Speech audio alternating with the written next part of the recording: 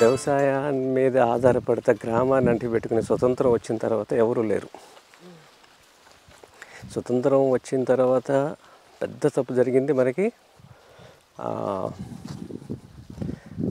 వృత్తిపరమైన ఉద్యోగాలు, professional course అనుకోండి, లాయరు, డాక్టరు, ఇంజనీరు, మీరు ఏ జిల్లా నుంచి అయినా తీసుకోండి, వీళ్ళు ప్రతి ఇంటి నుంచి ఒకరు వెళ్ళారు. ఇలా చదువుకున్న వాళ్ళందరూ ప్రొఫెషనల్ కోర్స్ అని, ఆ రోజుల్లో ఐటీ లేదు కదండి, డాక్టర్, ఇంజనీరు, లాయరు, అలా చదువుకున్న వాళ్ళని బయటకు పంపించేశారు మన పెద్దలే. చదువు అర్థం కాని వాడిని, చదువు మీద ఆసక్తి లేనివాడిని, అరే నువ్వు పశువులు కాయాలిరా, గోవులు కాయాలి, చదువు రాకపోతే పొలం చేయాలి అని కింద స్థాయికి తీసుకొచ్చారు వ్యవసాయం అని, వ్యవసాయ రంగాన్ని. ఈ భూమి మీద ఉత్తమమైన పని వ్యవసాయం. మద్యం వ్యాపారం, అవును, ఉద్యోగం అధము.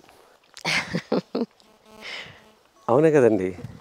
కానీ ఇప్పుడు ఉద్యోగాన్ని తీసుకెళ్ళి ఉత్తమంలో కూర్చోబెట్టారు, వ్యవసాయం తీసుకొచ్చి అధమంలో పెట్టారు, వ్యాపారం మద్యంగానే ఉంది మొదటి నుంచి.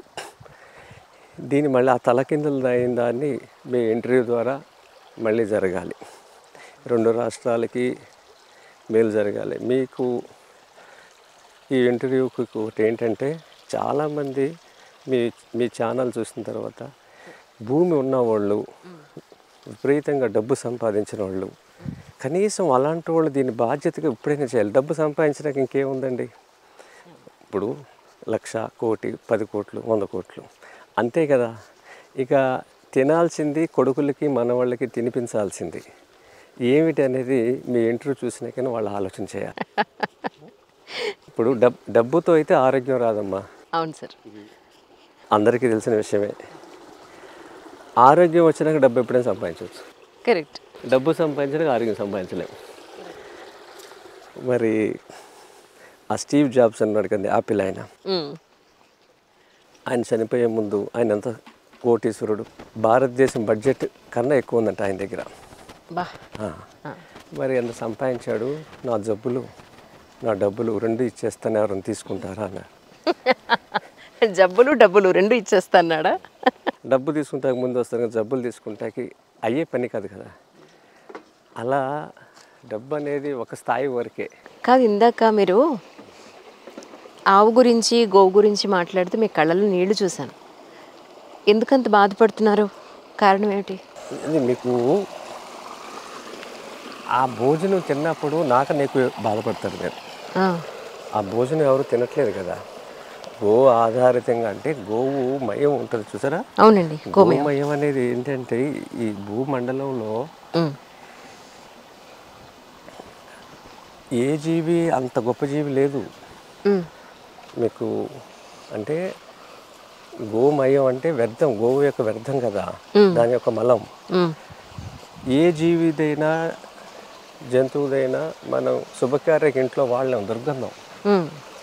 అవును, గోమయం ఒకటి పరిమళం. ఓహో. మీరు ఏ శుభకార్యాలు చూసుకోండి, వేరే జంతువుది భారతదేశంలో, భారతీయ సంస్కృతిలో ఉందా చెప్పండి? లేదు కదా. అవును. శుభకార్యాలకి గోమయం, గోమూత్రం వాడతారు. ఆ గోవుని ఏమంటారు? గోమయే వసతి లక్ష్మి అంటారు. అంటే గోమయంలో లక్ష్మీ నివాసం. కొన్ని ప్రాంతాల్లో, ఉత్తర భారతదేశంలో ముఖ్యంగా దీపావళి వస్తే మొదటి దీపం పెట్టేది గోమయం ఎక్కడైతే ఉంటుంది, పెంటపోగు అంటారు కదా, దిబ్బేరు అంటారు కదా, ఫస్ట్ దీపం అక్కడ పెడతారు. అంటే ఏంటి దీని ఉద్దేశం? అది సంపద అని. ఇంట్లో పెట్టుకోరు, దేవుడి దగ్గర పెట్టరు, లక్ష్మి దగ్గర పెట్టరు. లక్ష్మి అది అంటారు.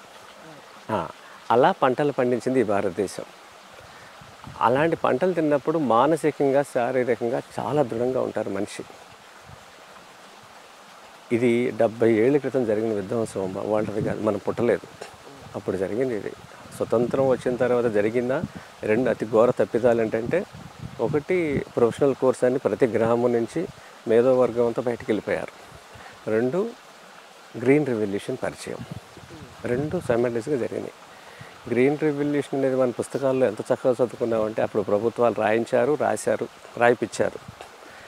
ఇది మన రైతుల్ని, భారతదేశం యొక్క రైతుల్ని స్వయం ఆధారిత నుంచి వాళ్ళు ఆధారపడేటట్టు తయారు చేశారు ఎరువులమ్మ. ఇది నిజమో కాదో మీ ఛానల్ ద్వారా చూసే వాళ్ళందరినీ, పెద్దవాళ్ళు ఉంటారు, గ్రహించమనండి. తాత ఈ భూమి మీద బతికాడు, వాళ్ళ తాత కూడా బతికాడు. తాత కాలంలో ఎవరైనా ఆత్మహత్యలు చేసుకున్నారా రైతులు? ఒకటే పాయింట్ భారతదేశానికి. అంటే తాత ఇప్పుడు గ్రీన్ రెవల్యూషన్ ముందు కదా, 75 ఏళ్ళ క్రితం ఈ భూమి మీద తాత ఉన్నాడు కదా. ఆ తాత ఉన్నప్పుడు ఆత్మహత్యలు వాళ్ళు ఎవరు సమకాలీన ఎవరు ఆత్మహత్యలు చేసుకోవాలా, వలసలు పోలా, వృత్తి మానేలా, నగరాలకు ఎవరు రాలా. నగరాలకు వస్తే పంటను అమ్ముకుంటాకు వచ్చారు, నగరాల మీద ఆధారపడితే రాలేదు కదా, నగరాల మీద బతకటానికి రాలేదు, వస్తువుని తీసుకొచ్చి కావాల్సింది తీసుకెళ్తాకని వచ్చారేమో కదా. అలాంటిది తాత ఉన్నప్పుడు ఆత్మహత్యలు జరిగినప్పుడు, తాత వెళ్ళిపోయిన తర్వాత గ్రీన్ రెవల్యూషన్ తర్వాత ఏం జరిగింది భారతదేశంలో అంటే, మీకు విత్తనాన్ని ఎరువులు అమ్ముకుంటాక మన దగ్గరికి వచ్చారు వాళ్ళు. ఎరువులు వేస్తే బాగా పండుద్ది, మీకు 20 బస్తాలు వస్తుంది, మేము 30 బస్తాలు 40 బస్తాలు తీస్తామని చెప్పారు. అత్యాస పుట్టించారు. మనిషి ఆశాజీవి కదా, ఆశాజీవి కాబట్టి నమ్మాడు. అమాయకుడు పాపం. భారతదేశంలో ఉన్నది 4-5 క్లాసులు మించిన రైతులు 80% మంది ఉన్నారు చదువుకున్న వాళ్ళు. పాపం వీళ్ళు అమాయకులు, పాపం మంచివాళ్ళు అమాయకులు. నమ్మారు. నమ్మినప్పుడు ఫస్ట్ సారి వచ్చినప్పుడు ఏం చేశారు, ఎరువులు అమ్మకూడదు, మాకు ఎరువులు అక్కలేదు, ఆవు పేడ ఎరువు ఉంది, మా తాత అలాగే చేశాడు, వాళ్ళ తాత అలాగే చేశాడని పంపించేశారు. కొన్నాళ్ళకి వాళ్ళు ఏం చేశారు, విత్తనం మీద వచ్చారు. విత్తనం తీసుకొచ్చి ఇది వేస్తే దిగుబడి బాగా వస్తుంది అన్నారు, ఆశ పట్టించారు.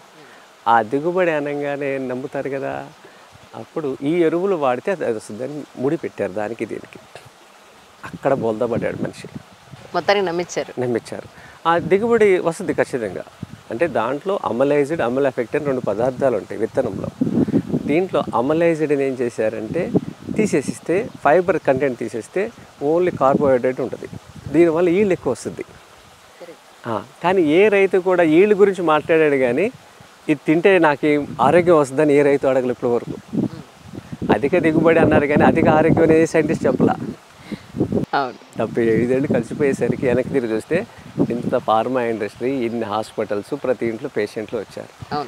తినే ఆహారం ద్వారానే మానసికంగా, శారీరకంగా ఇన్ని అవస్థలు పడుతున్న మనిషి ఈ భూమి మీద గోవును వదిలేయడం. గో ఆధారిత వ్యవసాయం మళ్ళీ సుభాష్ పాలేకర్ గారి విధానాన్ని అర్థం చేసుకుంటే ప్రతి గ్రామం కళకళలాడుతూనే ఉంటుంది ఈ భూమి మీద.